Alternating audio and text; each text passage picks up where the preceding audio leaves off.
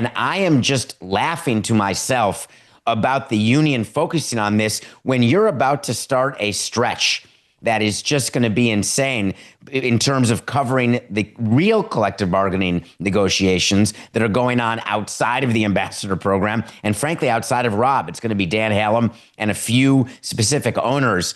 What is your mindset in terms of going into this set of bargaining right now? Well, this is why it is interesting and why it's still somewhat relevant, because if you're Rob and you have a group of owners who want you to push for a salary cap, and I think it's safe to sit here today and assume that there's going to be a proposal for a salary cap. I'm not reporting this as a firm decision that the commissioner's office has made. I just think it's a reasonable assumption at this point that they're going to try. And it's the thing that for all of time, the players in this sport have fought against. Well, then why don't you pull out all the stops? You try everything you can to lay the groundwork, because the only way you're going to get a cap is if you convince enough players that it's good for them, that it is better for them than the current system, that they should make a change and ignore what the leaders at their union are saying. And so you're right, David, that what's going on in cap is really kind of small fish in the bigger picture. But it's also a little bit of a nothing to lose play, where you're up against a pretty big fight here, that it's relatively unlikely, but not impossible. And so if you can convince some young players with a guy like CC Sabathia, that, you know what, there's merit to this system that all the other sports have, but baseball players have always stood against. There's some value in that, right? And I think But there's a bigger issue, Evan, because go back and remind everyone, or I'll do it with you, the vote that ratified the CBA was voted for. Here's how it works. It's not every player who gets a vote. It's 30 team reps plus the 9 members, I believe is the number of the executive council of the union. There's 39 total votes. And what happened was all of Boris's guys on the council voted against the CBA that was actually ended up being ratified. But the team reps all voted for it because younger players, not yet arbitration eligible, watching a year of their career pass, about to miss a check, don't want to get a second job, which they had to do as minor leaguers. So already there is precedent where talking to the players, making sure they understand what is the actual negotiated CBA, that's going to win the day more than all of the posturing that Tony and his group that they do.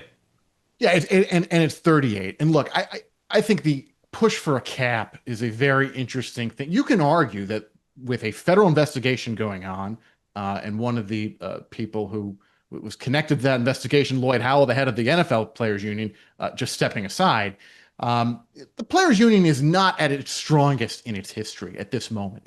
There's just no way around that. And it's interesting that the salary cap is the one issue that has always galvanized players. And I think you can argue that the best strategy would not to be to give the thing that kind of unites players or has historically united players. It would be to find something else. And so what I think is going to happen here, if I'm in the prediction business, we're going to have another offseason lockout.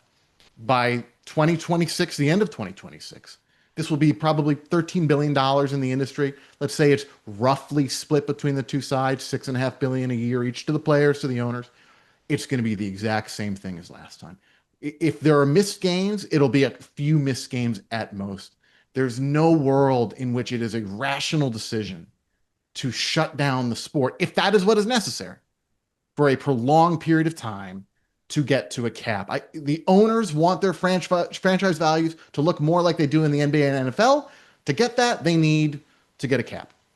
The damage you do, the revenues you lose in that path, assuming the players don't just say, okay, we'll do it. I just don't see it as being worth it. And if we didn't see games missed last time, after the players were angry for 10 years, didn't miss a single game, I just can't imagine we're going to go, well, we're selling our franchises for $2 billion instead of 3.2, and boy, that's worth missing $6.5 billion in annual revenue for. I just don't see it. Well, I think that there's another side to it, Evan, though, which is when I was around for the CBAs during my 18 years, we never had a group of 8 owners who were together, who were what they were called labor hawks. Jerry Reinsdorf is the number one example. The labor hawk, meaning that he always thought the deals were bad, he wanted to hold out, was willing to shut down the game, and wanted to get in line the economic disparities that exist, especially in his own city. So he was always a labor hawk. You didn't have 8 of them. What you have now, though, is a bunch of owners who don't owe Bud Selig any favors. And that was a huge thing back then, where Bud had a lot of control over the room. The room is really different now. And I'm not saying Rob doesn't have control. What I am saying is that Rob plays a different game than Bud does. And Rob is counting always to 23 and trying to make sure there aren't blocks of 8.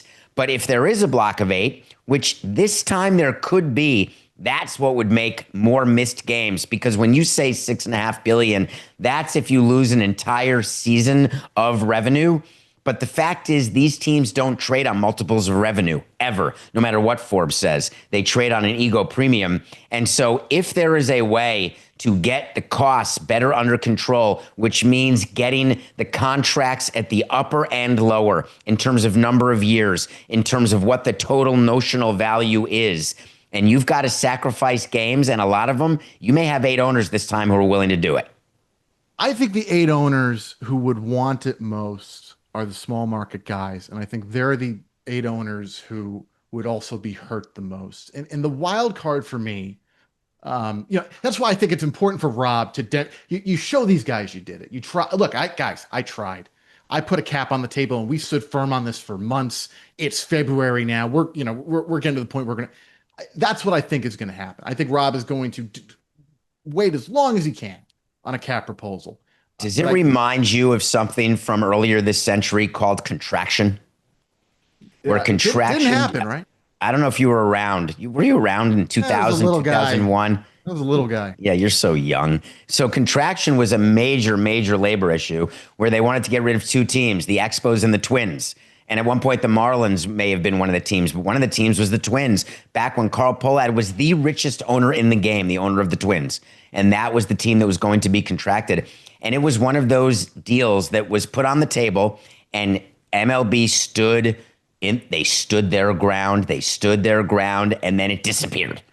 And contraction was always a bargaining chip.